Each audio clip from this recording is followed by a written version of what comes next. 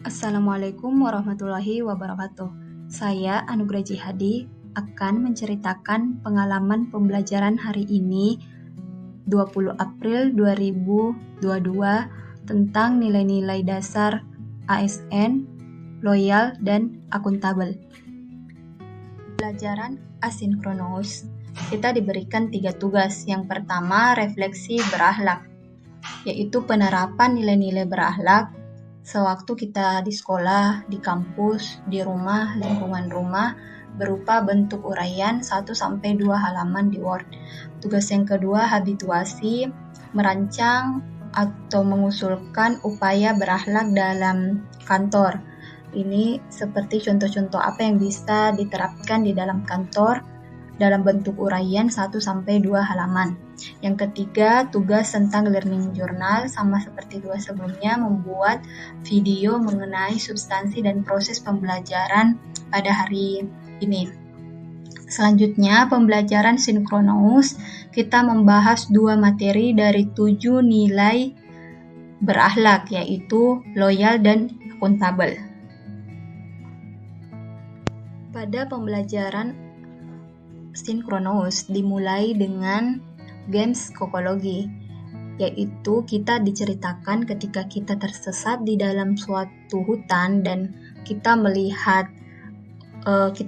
suatu kebun stroberi. Apakah kita menghampiri atau tidak? Jika iya, berapa sih tinggi dari pohon stroberi yang kita lihat? Pertanyaan selanjutnya, apakah kita memetik dan berapa buah yang kita petik? Dan ketika kita memetik dan pemilik dari kebun melihat kita, apa yang kita lakukan dan bagaimana rasa dari stroberi yang kita makan jika kita mencicipi. Nah, ternyata pernyataan ini tuh tentang sikap kita ketika kita berselingkuh. Nah, mungkin games ini bertujuan agar sebelum kita memasuki pembelajaran atau memasuki materi, pikiran kita terrefresh dulu karena mungkin sudah jam atau waktu siang. Nah, selanjutnya materi yang dibahas yang pertama itu tentang loyal. Ada 3 poin penting yang harus kita pegang ketika harus bersikap loyal. Yang pertama, memegang teguh ideologi Pancasila, Undang-Undang Dasar Negara Republik Indonesia tahun 1945, setia kepada NKRI, serta pemerintahan yang sah. Yang kedua, menjaga nama baik sesama ASN, pimpinan instansi dan negara. Yang ketiga, menjaga rahasia jabatan dan negara. Materi tentang akuntabel.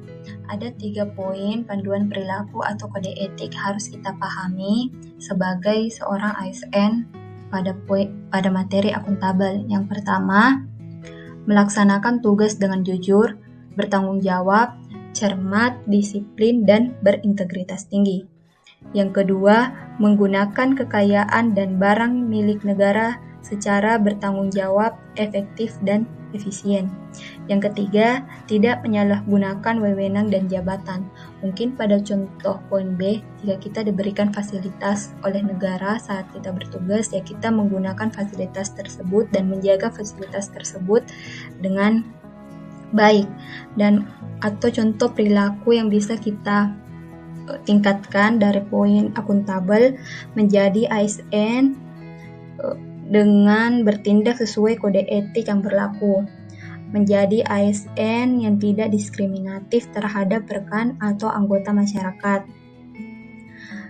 menjadi ASN dengan memperlakukan anggota masyarakat dan kolega dengan hormat, penuh kesopanan, kejujuran, dan keadilan, dan memperhatikan tepat untuk kepentingan mereka, hak-hak keamanan dan kesejahteraan.